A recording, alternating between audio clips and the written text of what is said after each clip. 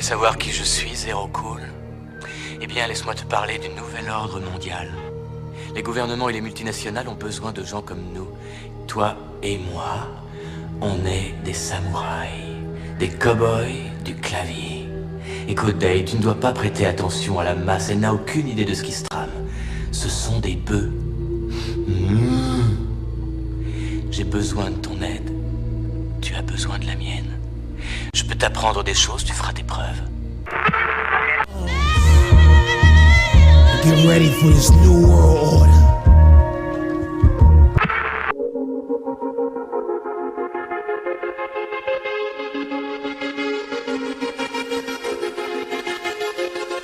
Le paysage audiovisuel ne peut exister que s'il apporte un message, un amusement, ou s'il a un rôle éducatif. Ces messages sont toujours bien ciblés et étudiés. Certaines organisations obscures en font sans scrupule usage pour passer leur message de propagande et, le plus souvent, nous n'en sommes même pas conscients. Ce qui va suivre est basé sur des faits avérés, étudiés et confirmés par les instigateurs de cette propagande, j'ai nommé l'Église de Satan.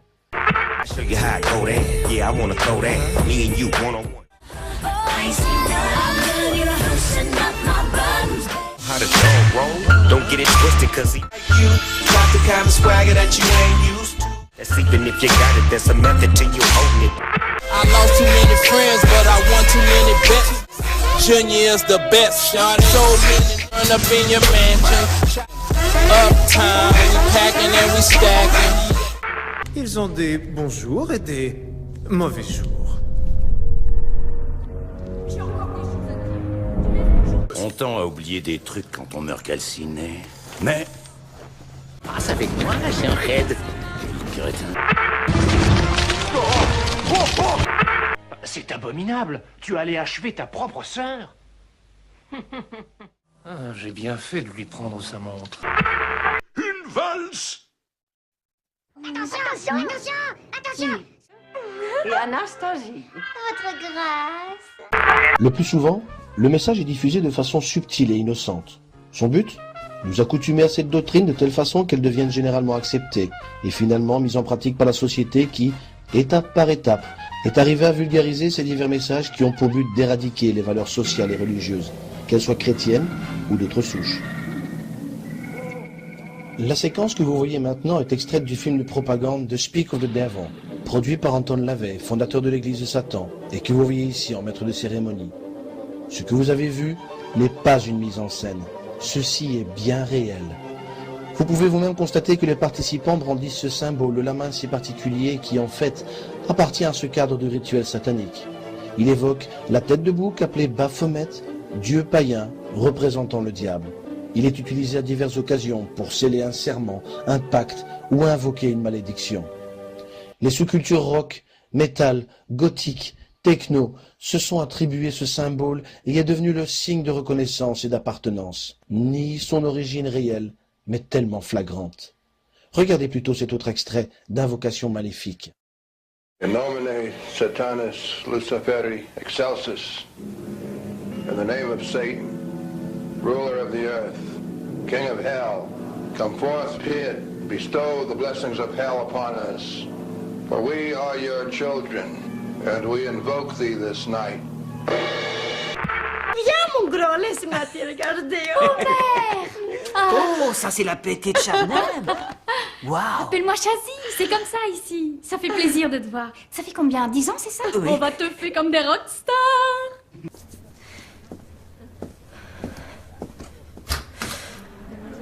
Donc, je crois que tu vas gagner.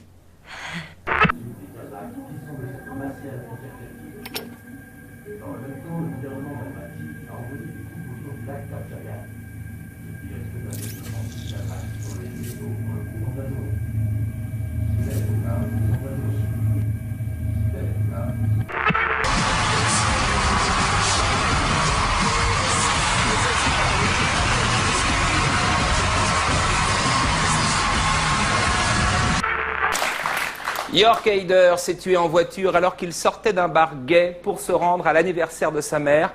Il est mort sur un bon souvenir. Le contraire aurait été terrible. Go, toi le dernier, go.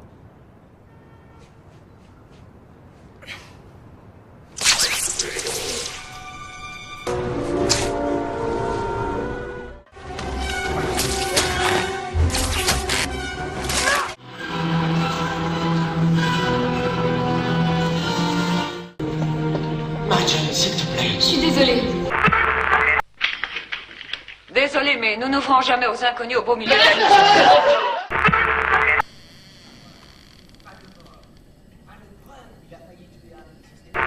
Il dit qu'il veut te féliciter personnellement et te présenter ses respects.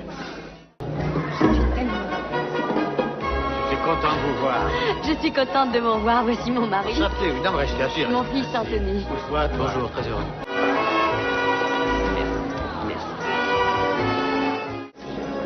Mes respects, monseigneur. Monsieur Corleone.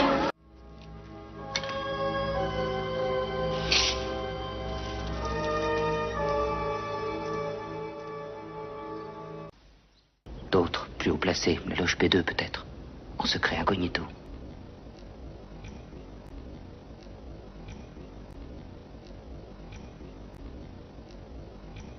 Il dirige tout.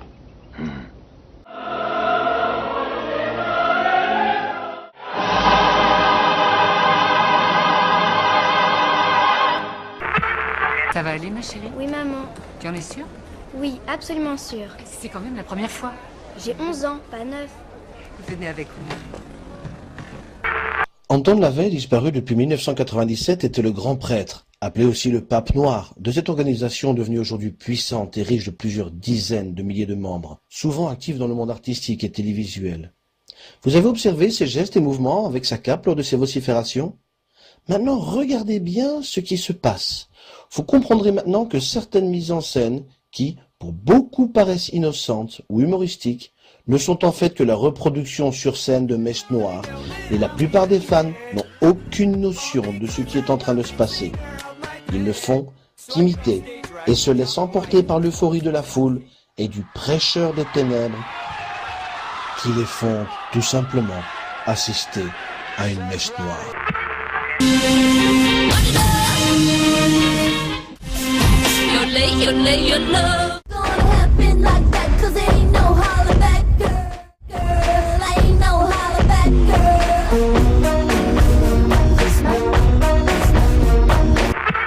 This is all that you can tell Spanky on it. The remix to the remix with Yankee on it. At the one phone casino, no matter your race, because today you're Latino. Sarkozy, il a vraiment une vision très personnelle du dialogue social. Vous vous réunissez et vous vous mettez d'accord sur... Vous imaginez le gosse à l'intérieur réduit à bouffer de la cellulite? Si on veut pas se laisser manipuler par les médias... Du noir, du cuir, des têtes de mort. Ça y est, on est dans l'ambiance biker. Là, il y a la musique. Chantal et Didier font partie de la bande des Templiers. Ces quinquagénaires travaillent dans le bâtiment ou le social. Un trésor. Un trésor au-delà de toute imagination. Ils ont rapporté le trésor en Europe et ils ont pris le nom de chevalier de l'ordre du Temple. J'ai découvert l'arme absolue, l'arme contre laquelle on ne peut rien. Elle est cachée dans la pyramide. Ma proposition de partager le trésor est très sérieuse. J'en ai assez de me battre contre toi. Bon, je suis d'accord. Moi, je prends ça. Qu'est-ce que c'est?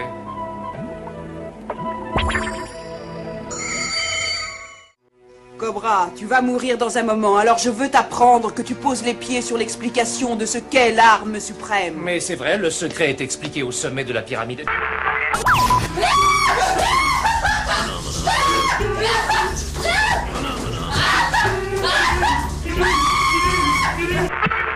Qu'est-ce qu'il a pris? C'est vraiment important. Pourquoi il s'est focalisé sur Foyer? Qu'est-ce qu'il a de particulier? Le corps humain contient 5 litres de sang. Je dirais qu'il y en a un peu plus de la moitié ici.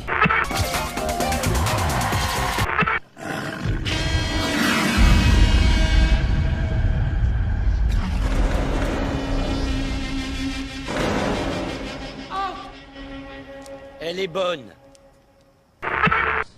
Comment écrire notre propre histoire personnelle ou culturelle et donc savoir ce qui nous caractérise? Comment percer des années, voire des siècles de déformation historique? Television is actually much closer to the new religion, universal religion, than Christianity is. If the gods or the priests, the high priests of television, want to overnight, and it serves their purposes, they can or could eliminate Christianity as we know it. And the influence of television is certainly far, far greater than the influence of traditional Christianity. Nous venons d'entendre que les médias et la télévision en particulier sont une cible et un moyen privilégié pour propager et répandre les idéaux de l'Église de Satan. La liste des membres de cette organisation est tenue strictement secrète, ceci afin de garantir aux artistes qui le veulent un anonymat complet de leur réelle motivation. Ainsi, l'endoctrinement médiatique se produit sur tous les fronts et dans toutes les couches de la société pour toucher un public le plus large possible. New Orleans' own Birdman. Red hat, red bandana, uptown, choppers for companion. DJs know what time it is. Speaker pre, flex S, fluid biz. It is off the AM, pandemonium. Song comes on, Ja Rule, Lil Mo and them. So hot, it's heard. DJs playing. We are. My name's Drama. No one does it better. If it gets warm, take. It's not a phone number, but I got 7 digits. I rock expensive shirts, $1,000. Okay. J'ai besoin d'un génie. Oh, vous voulez dire un djinn? Ouais.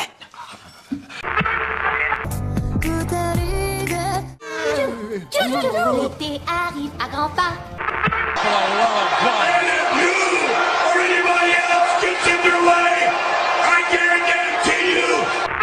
The Church of Satan has declared total war on ignorance. This has often been misconstrued by mainstream media. It's not a war of race, it is a war of the intelligent versus the stupid, of predator and prey, master and slave, domination and servitude. Satan represents the powers of force in nature, and we feel that a cleansing of the idiot ideology of the pallid, incompetent Christ is in order. And so this is something that the Church of Satan is conducting on many different avenues. We're doing this through the use of what we have called aesthetic terrorism. This involves the creative use of art, music, writing, effectively what we call propaganda, the dissemination of information to influence what we call iron youth. Yeah, people chill partying on the same corner. Whenever, if ever, I roll up, it's sewn up. Any ghetto would tell you Nas help grow what's up. This rap skit, styles I mastered. Many brothers at every course, and his home was snatches. And bad poems, and his verses are wild. Mama ruling that body, got every man in here wishing we're sipping on. Baby, you can't ignore it. I sold hours of to me while she take pipe.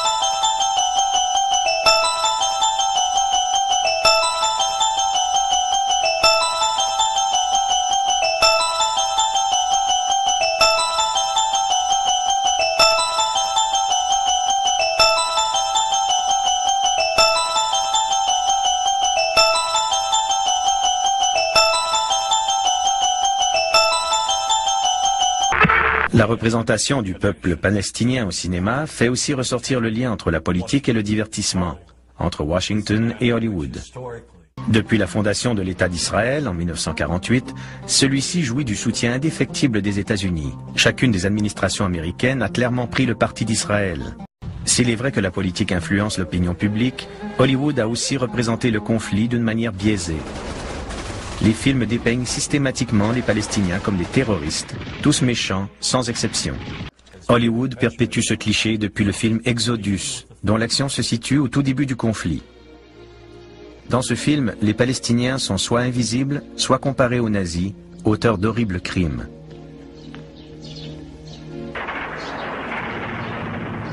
Le film L'ombre d'un géant, sorti en 1966, présente aussi les Israéliens comme d'innocentes victimes de la violence des Palestiniens.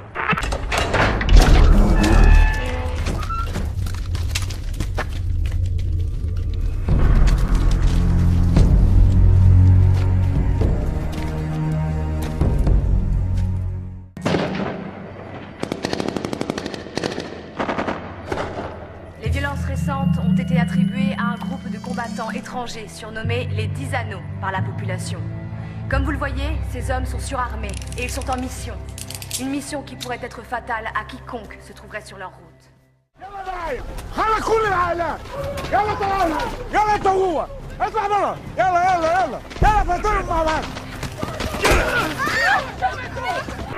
Ça pourrait marcher. Beaucoup de gens n'apprécient pas ce qui s'est passé à Abu Ghraib. Et j'en fais partie, mais je n'apprécie pas non plus de voir de jeunes Américains dans des cercueils recouverts d'un drapeau. Il y a aussi des musulmans dans le jury, Arthur. Personne n'excuse les actes de ces soldats un peu trop zélés. Mais Abu Ghraib ne fait que détourner notre attention du vrai problème. Je veux dire que des fondamentalistes radicaux font la guerre au monde.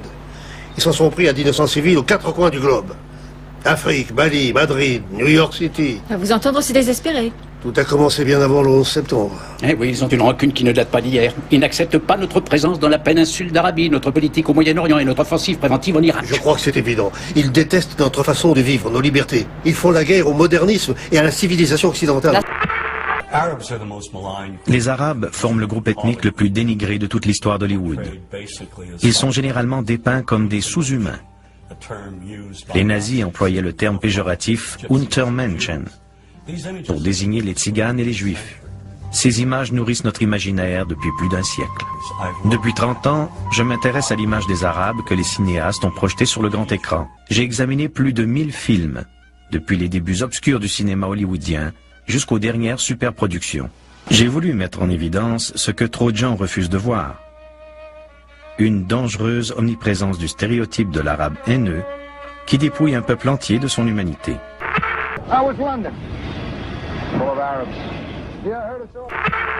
Nous allions à la Mecque et l'avion était rempli d'Arabes avec leurs animaux, le chèvres, des moutons, des poules. Ils ne vont nulle part sans leurs satanés animaux. Il a fallu mettre du plastique dans la cabine parce que tout ça, ça hérisse, ça défecte partout. J'ai parlé à mon gars des douanes, Simmons, il va être de quart ce soir-là. Les hommes du syndicat vont tous les charger, notre part est de 10 millions. Vous aurez rien à faire. 10 millions? Qu'est-ce que ce foutu Christo expédie? J'en ai aucune idée. Une quelconque cargaison biologique. T'as bien dit une cargaison biologique? J'aurais pu le jurer. J'ai pas dit qu'elle veut la vendre aux foutus arabes de Queens. Et tout nous garantit qu'elle va quitter la ville. On ne touche pas aux cargaisons du genre. Ça te dit quelque chose, le blog du djihad.com? Je vais me faire passer pour un guerrier wahhabi manchot qui est allé chier dans une caverne près de Ben Laden. Je crois que je pourrais te procurer une paire de lance-roquettes. Notre entente c'était 10. Vous et moi savons que cette merde biologique que vous importez ne quittera pas la ville. Vous la revendez à ces foutus arabes de Queens.